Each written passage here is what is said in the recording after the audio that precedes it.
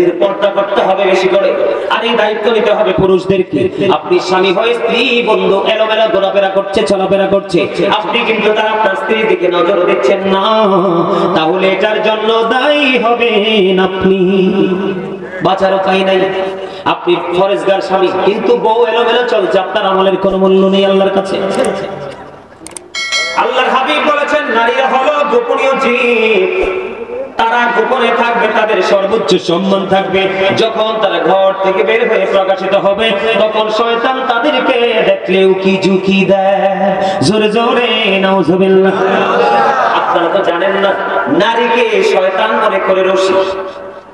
কোন শয়তান যদি কোন পুরুষকে, চরিত্রবান পুরুষকে যদি গায়েল করতে চায়, কোন পুরুষ কোন সুপুরুষের গায়ে যদি কলঙ্কের কালি লাগাইতে চায়, তখন শয়তান কোনোভাবে ফাঁদ ফেলতে পারে না। একটা নারীর মাধ্যমে ওই পুরুষের গায়ে সাদা গায়ে কালো দাগ লাগাইয়া দেয়। এই জন্য নারীদেরকে অত্যন্ত সচেতন থাকতে হবে, অ্যালার্ট থাকতে হবে। স্বামীর অনুমতি ছাড়া এই বাড়ি থেকে ওই বাড়িও যেতে পারবেন না। স্বামী অনুমতি দিলে এই বাড়ি থেকে ওই বাড়ি যাবেন, তবে পর্দা করে, পর্দা ছাড়া নয়। কারণ কার নজর কেমন আপনি কখনোই বলতে পারবেন না। আরো ভয়ঙ্কর খবর আছে বন্ধু, নারীরা বর্তমানে পুরুষের পোশাক পরে। আপনারা দেখছেন কিনা জানি না, এখন দেখবেন ম্যাক্সিমাম নারীর পরনে দেখবেন পুরুষের জুতা। কথা কম না কেন? আমি ভুল বলছি না, কিন্তু দেখেই বলছি ম্যাক্সিমাম নারী পরনে। আপনারা দেখেন, আমরা তো পুরুষ, ওনারা মনে করতে পারে যে হুজুরি পুরুষ দেখে আমরা আমাদেরকে বেশি বলতেছে। না, আমি আপনাদেরকে বলি, আমরা পুরুষ মানুষ। মার্কেটে গেলে আমাদের একটা লুঙ্গি, একটা গেঞ্জি, একটা শার্ট, একটা পায়জামা, একটা প্যান্ট, এই তো আমরা পুরুষদের। আর শপিং মলে গেলে যেদিকে তাকাবেন শুধু নারীদের জিনিস। কতটা ধ্বংস হয়েছে নারীরা, কতটা পথভ্রষ্ট হয়েছে তারা, কতটা অভিশপ্ত হয়েছে, কতটা লানত প্রাপ্ত হয়েছে। নারীদের জুতাগুলো অত্যন্ত ডিজাইনেবল। আপনি চাইলে সর্বোচ্চ হাই হিল করতে পারেন, মিডল হিল করতে পারেন, আবার ফ্ল্যাট করতে পারেন। পারেন না? নারীরা করতে পারে না? তাদের কোয়ালিটির কোনো শেষ নাই। এত সুন্দর সুন্দর ডিজাইনে আমি বুঝাই আপনাদেরকে। হ্যাঁ, আমি আপনাদেরকে বলি, রক্তপুষ বাণী বুঝেননি? একজন জাহান্নামীকে খাইতে দেওয়া হবে। এটা কেমনি সিস্টেম করা হয়েছে জানেন? আপনার জাহান্নামী যারা হবে, পাপী যারা, তারা তো জাহান্নামী। জাহান্নামী যারা হবে তাদের জন্য কিন্তু একটা স্পেশাল রিসেপশনের ব্যবস্থা আছে। নাউজুবিল্লাহ বলে। কেমন জানেন? একটা জাহান্নামী একেবারে তার বডিটা পৌঁছে লিকুইড হয়ে যাবে, এদিক দিয়ে আরেকটা জাহান্নামীর বডিটা তৈরি হয়ে গেছে। কি হয়ে গেছে? কথা বুঝে নেবেন। একটা জাহান্নামীর এই বডিটা কি হয়ে গেছে?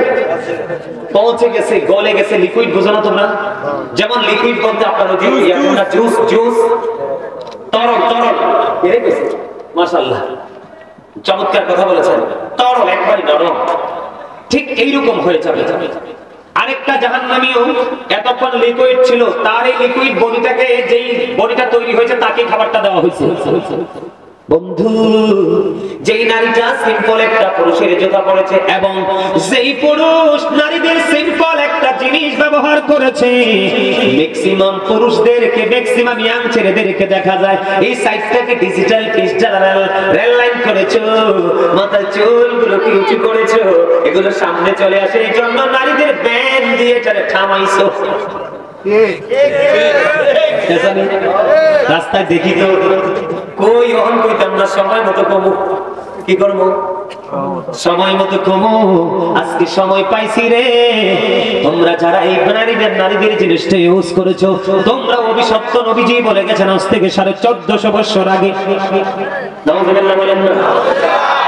নারী যেই পুরুষের পোশাক পরবে, পুরুষ নারীর পোশাক পরবে, উভয়কে লানত দিয়ে গেছেন আমার আল্লাহ এবং আল্লাহ রাসূল। অবন্ধ লানত প্রাপ্ত যারা, তাদের ভয়ঙ্কর হিসাব নিকাশ হবে। কি হবে? আপনারা নামাজ পড়েন না, হালাল পথে উপার্জন করেন না, মা বাবার সাথে ভালো আচরণ করেন না, মসজিদ গুলো তো সুন্দর করে বানিয়েছেন, মসজিদে হাইয়া আলাস সালাহ বললে জান্নাত। যতদিন পর্যন্ত আপনি আপনার নামাজটাকে প্রিয় করতে না পারবেন, ততদিন পর্যন্ত আপনি যত বড় ইমানদারি হন না কেন, আপনি ইমানদার হিসাবে বিবেচিত হবেন না, এবং সকল ধরনের নোংরা কাজ থেকে নিজেকে আপনি আড়াল করতে পারবেন না। কারণ আল্লাহ বলেছেন, ইন্না সলাতা তানহা আনিল ফাহশাই ওয়াল মুনকার, নামাজ মানুষকে খারাপ কাজ থেকে বাঁচাই রাখে। সুবহানাল্লাহ। নামাজ মানুষকে খারাপ কাজ থেকে কি করে? বাঁচাই রাখে। এখন আপনি নামাজ পড়ার পরেও যদি আপনি খারাপ কাজ করেন, তাহলে মনে করতে হবে আপনার নামাজটা 100% হয়নি, কোথাও না কোথাও ত্রুটি আছে। এজন্য বলছি, আগামী কালকে থেকে 5 ওয়াক্ত নামাজ পড়বেন, কারণ লাভের কোনো শেষ নাই। এটা শীতের দিন চলে না? আপনাদের এলাকায় কি শীতের দিনে গাছের পাতাগুলো ঝরে? ঝরে না? সব গাছের পাতা ঝরে? কোন গাছের পাতা ঝরে না বলেন তো? তাল গাছ। নাইকেল গাছ। এই আমার চাচা অনেক বুদ্ধি। আমি চাইছিলাম আপনাদেরকে ফেসে ফেলাই, না পারলাম না। আলহামদুলিল্লাহ, বুদ্ধি আছে, মাশাআল্লাহ, বুদ্ধিটাই চাই। ম্যাক্সিমাম গাছের পাতা ঝরে যায়, শুধু নারকেল গাছ, তাল গাছ ছাড়া। বলে হুজুর এখানে কেন আসলেন? আপনার আমার জীবনে গুনার কোনো শেষ নাই। হযরত আবু যর রাদিয়াল্লাহু তাআলা আনহু থেকে হাদিস কানা বর্ণিত, আমার নবী শীতের দিনে বের হলো, বের হওয়ার পরে তিনি দেখতে পাইলেন গাছের পাতাগুলো বিরামহীন ভাবে জোরে জোরে পড়ছে। নবীজি গাছের ডালে স্পর্শ করলেন, তার মানে ধরলেন, ধরার পরে আবু যরকে ডাক দিলেন। আবু যর উত্তর দিলেন, লাব্বাইকা রাসূলুল্লাহ, আমি হাজির।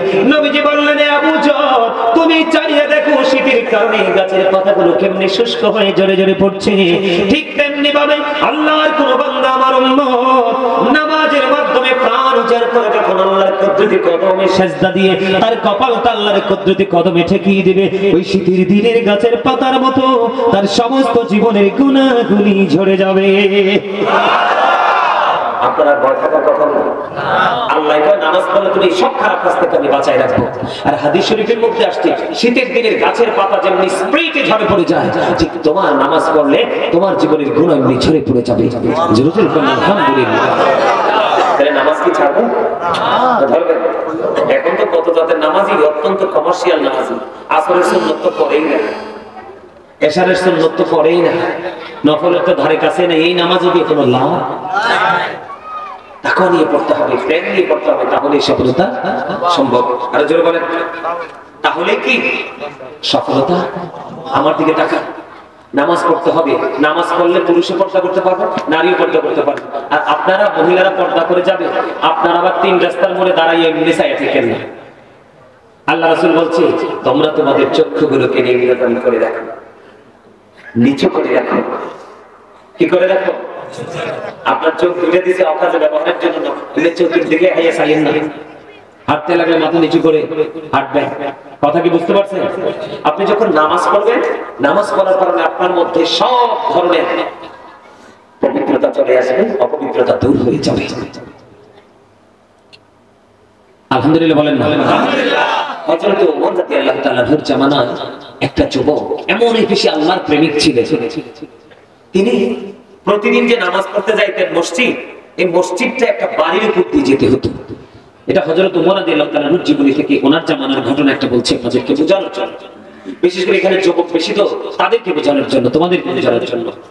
তো এখন তো ছেলেটা যে প্রতিদিন নামাজে যায়, বিশেষ করে এশারের নামাজের সময় তো অন্ধকার হয়ে যায় না, তো একটা মেয়ে আছে অপূর্ব সুন্দরী। এই মেয়েটা সব সময় ছেলেটাকে দেখলে তার মনের প্রেম আকাঙ্ক্ষাটা ছেলেটাকে বিভিন্ন ভাবে বোঝায়। কিন্তু ছেলেটা এত বেশি আল্লাহ প্রেমিক যে একদিন হিসাব দিতে হবে, ভয় করে মেয়েটার দিকে সে তাকায়ও না। সে কি করে, একদিন সে তাকে সবসময় এড়িয়ে যায়। একদিন এরকম করতে করতে দিন যাচ্ছে যাচ্ছে যাচ্ছে, হঠাৎ করে একদিন এশার নামাজ পড়তে গেলেন। এশার নামাজ শেষ করে যখন সে তার বাড়ির উদ্দেশ্যে রওনা হলেন, মেয়েটা এমন ভাবে মেয়েটা প্রেম আকাঙ্ক্ষা দেখালেন, ছেলেটা আর থাকতে পারলো না। ছেলেটা সোজা মেয়েটার ঘরে চলে গেল।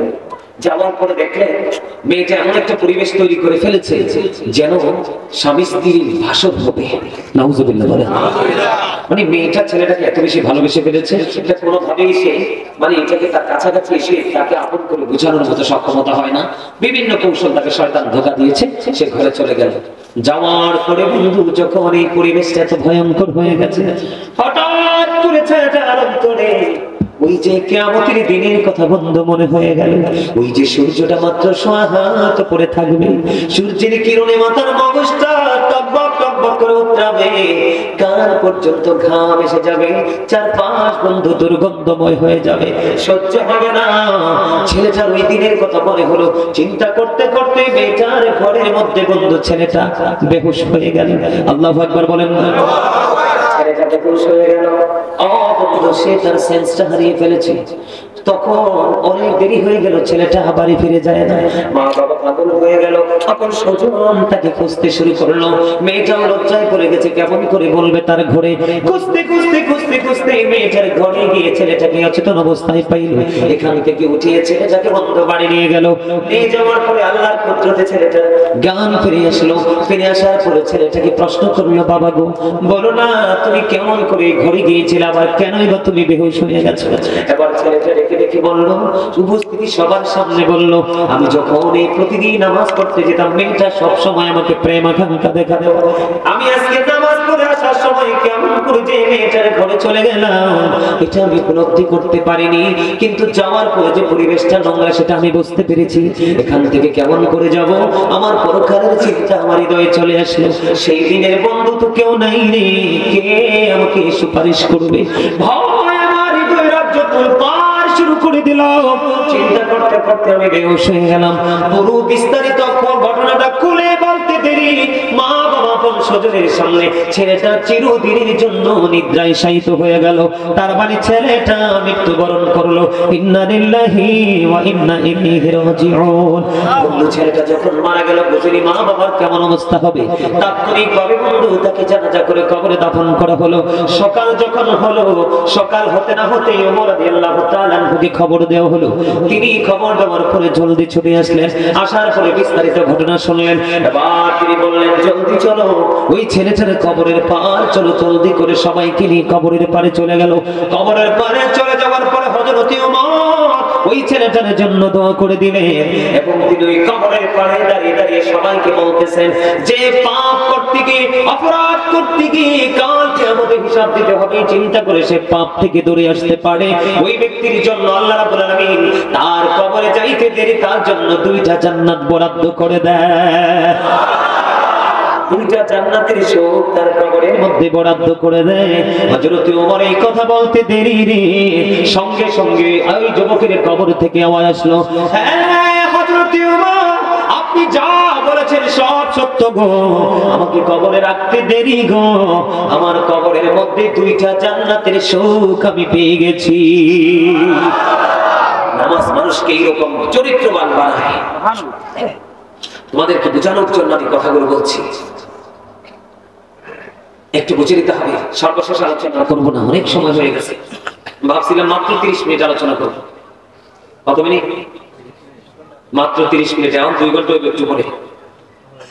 আমার দিকে তাকান, আমি আপনাদেরকে কি বলবো, এই যে যতগুলো কথা বললাম আমলের জন্য বললাম না, এগুলো বাস্তবে বাস্তবায়ন করার জন্য বললাম না, কথা বলেন বললাম না? সম্মানিত উপস্থিতি, মনে রাখবেন ওই যে দেহ এবং রূহের কথা বলেছিলাম, মনে আছে? কথা কর না কেন? আমি কিন্তু ওই যে দেহ থেকে আত্মাটা আলাদা হলেই মৃত্যু বলে বিবেচিত হবে, এখানে এসেই কিন্তু আমি অন্যদিকে ঘুরে গেছিলাম, মনে আছে? এখন দেহ থেকে যখন আত্মাটা আলাদা হয়ে যাবে, আপনাকে আমাকে মৃত বলে ঘোষণা করা হবে, তখন আপনাকে আমাকে কোথায় নিয়ে যাওয়া হবে? কবরে। কোথায়? আপনাদের যার যার পছন্দের গোরস্থান আছে সেই গোরস্থানে নিয়ে যাওয়া হবে, তাই না? বন্ধুরে আমার, ওই গোরস্থান সম্পর্কে নবীজি বলে দিয়েছেন, আল কবর রাওজাতুন মিন রিয়াদিল জান্নাতি আও হুফরাতুন মিন হুফারিন নার। আল্লাহর হাবিব বলে দিয়েছেন, কবরটা 2টা রূপে রূপান্তরিত হবে। কয়টা? কথা বলেন না, কয়টা? 2টা রূপে রূপান্তরিত হবে কবর। বলে হুজুর কেমনে বলেন? একটা হবে জান্নাতের বাগান, আর একটা হবে জাহান্নামের গর্ত। আজকে যারা জান্নাতের বাগান এসেছেন, আলোচনা শুনেছেন, আগামী কাল থেকে আপনারা যদি মনে মনে সিদ্ধান্তটাকে পাল্টাতে পারেন যে এতদিন একজন মানুষ ছিলাম, কি ছিলাম? এতদিন একজন মানুষ ছিলাম, আজকে কাজে সুলাইমানের আলোচনা শুনলাম, আরেকটা মানুষ হিসেবে নিজেকে রূপান্তরিত করলাম। আল্লাহি, আল্লাহর কসম করে বলছি রে, আপনার জীবনের সব গুনাহ মালিক ক্ষমা করে দিবে। কারণ আল্লাহ চায় না একটা বান্দা জাহান্নামে যাক, বান্দা শুধু নিজের পায়ে নিজে কুড়াল মেরে জাহান্নামে যাবে। কোরআন শরীফে সূরা ইউনূসের 44 নম্বর আয়াতে আল্লাহ বলেছেন, ইন্নাল্লাহা লা ইয়াযলিমুন নাসা শাইয়্যান ওয়ালাকিন্নান নাসা আনফুসাহুম ইয়াযলিমুন। আল্লাহ বলে দিয়েছেন, আল্লাহ আল্লাহর দাসের উপর অত্যাচার করে না, বান্দার উপর অত্যাচার করে না, বান্দা নিজের উপর অত্যাচার করে। কি তারা কি দেখছেন নি? তারা সুবহানাল্লাহ কিছু কই যাইতে নাই। সিটাঙ্গের মানুষ তো একটি, এই জায়গার মানুষ এত দুর্বল কে নাই কই দেখতেন। আরেকবার আইলে যাব দেখি আমরা সব একটি। মামা আমি নিতে হইতে জোরে কর না, আমি আরো জোরে সেটাই গেছে নাইলে দূর করে দেয়। উদয় গেছে ঠান্ডায়, উদয় গেছে দাদাই কইছে বাইতে দাম বাইতে আছে ও দাদা, ঠিক কি না? হ্যাঁ দেখি জানি বাড়াই মানে শান্ত হয় না, কিল্লাই ধরে দেখে উদা, ঠিক না বেটে? কি মনে করছেন? যখন তোমার কেউ ছিল না তখন ছিলাম আমি, এখন তোমার সব হয়েছে পর হয়েছি আমি। যখন তোমার কেউ রবে না রব শুধু আমি, আমার কাছে আসতে হবে মনে রেখো তুমি। তোরা চাসনি কিছু, তোরা চাসনি কিছু কারো কাছে খোদার মদদ ছাড়া, অন্যের ওপর ভরসা ছেড়ে নিজের পায়ে দাঁড়া। বুঝেন না কিচ্ছু, আগাও বুঝেন না, গোড়াও বুঝেন না। আপনি কি অন্যের আলগা পাওয়া লাগে হাতে দৌড়তে পছন্দ করেন না নিজেরটা দিয়ে? তার মানে বুঝাইছি আপনার নিজের আমল নিজে করে কবরে যাইতে হবে। আপনি চলে যাওয়ার পরে হাতিয়ে পাঠাবে না, কইব কবর বার যাইতাম না বেদাত। কি মূর্খ মৌলবী সংখ্যা বাড়িতেছে না? কবে যাইস না কবর বার, কিল্লে যাবি যে বেদাত। নাউজুবিল্লাহ। আল্লাহর পথে শহীদ যারা উচ্চতাদের শান, মহান খোদা করেন তাদের এমন জীবন দান, রূহ তাদের বানাইয়া সবুজ বরণ পাখি, জান্নাতুল ফিরদাউস বিছিয়ে দেন যতনে রাখি, সাদাই থাকি খায় তাহারা জান্নাতি ফলমূল, ওড়ে বেড়ায় রয় হামেশা খুশিতে মশগুল। সুবহানাল্লাহ, মারহাবা কন্যা। কি মনে করছে? আজকে মানুষ দিন থেকে আমল থেকে সুন্নাহ থেকে দূরে, তার কারণ মানুষ অনেক বেশি পৃথিবী লোভী। সূরা আলে ইমরানের 185 নম্বর আয়াতের শেষ অংশে আল্লাহ বলেছেন, আমাল হায়াতুদ দুনিয়া ইল্লা মাতাউল গুরুর। এই দুনিয়ার জীবন, পৃথিবীর জীবনটা ধোঁকা, প্রতারণা। বলছে কে? এই ধোঁকার মধ্যে থাইকা ধন দৌলত জোগায় রাখতে যাবেন সন্তানের জন্য। কোরআন শরীফের 19 পারা খোলেন, সূরা শুআরা 88 নম্বর আয়াতে আল্লাহ বলেছেন, ইয়াউমা লা ইয়ানফাউ মালুন ওয়ালা বানুন। ধন সম্পদ সন্তান সন্ততি কিচ্ছু কাজে লাগবে না। কার জন্য করছেন? কার জন্য করছেন বলে? আমরা নির্ভুল, আমরা কোনো চিন্তা নেই, এই জন্য আমরা এই কাজগুলো করছি। এই আল্লাহ বলেছেন, আল্লাহ আল্লাহর বান্দার উপর জুলুম করে না, বান্দা নিজের উপর জুলুম করে। আল্লাহ যারা জুলুম করে, আল্লাহ বলেছেন, আল্লাহু লা ইউহিব্বুজ জালিমিন। আল্লাহ জালিমদেরকে পছন্দ করেন না। ওমানি যালিমিন মিন আনসার। যখন তারা বিপদে পড়বে, আল্লাহ তাদের জন্য কোনো সাহায্যকারীও রাখে না, তাদের কোনো হেল্প করার কেউ থাকে না। এই আলোচনা শেষ, আমার দিকে তাকান। যাবেন কোথায়? কবরে। আমরা যাব কোথায়? আল্লাহ কয় হিসাব করে আইসো কবরে। কি করে? হিসাব করে আইসো কবরে। দুনিয়াতে তো টেলিফোন দিয়া, মামা দিয়া, টাকা দিয়া, বিড়ি দিয়া, সিগারেট দিয়া, 500 টাকা দিয়া হাতে পায়ে ধরে রাস্তা একটা যদি বন্ধ হয় আরেকটা বের করতে পারো? পারো না? আবার লুকাইতেও পারো অপরাধ করার পরে, পারো না? কোরআন শরীফের 30 পারা সূরা ইনফিতরের মধ্যে আল্লাহ বলেছেন, ওয়া ইদাল কুবুরু বুসিরাত আলিমাত নাফসুম মা কদ্দামাত ওয়া আখরাত। জোরে জোরে আল্লাহু আকবার। আল্লাহ কি কিছু বুঝেন? আল্লাহ কইছে কবরটা যখন উন্মোচিত হয়ে যাবে, ওপেন হয়ে যাবে, আপনি আমি আমরা প্রত্যেকই তোমরা দেখতে পারবে, জানতে পারবে কে কি করেছো আর কি করোনি। বাঁচার উপায় আছে নি? কথা কন না কেন? বাঁচার উপায় আছে নি? ওপেন থাকবে, চোখের সামনে থাকবে। কারণ আপনারা তো দোকানের সামনে সিসি ক্যামেরা লাগাইলে, শপিং মলে লাগাইলে, শহরে লাগাইলে ভয় পান, কিন্তু চিরস্থায়ী 2টা সিসি ক্যামেরা যে আপনার সাথে আছে, এটার খবর কিন্তু আমি কত লোকের কাছে একটা নয় রিলি সরি ওয়াজ করে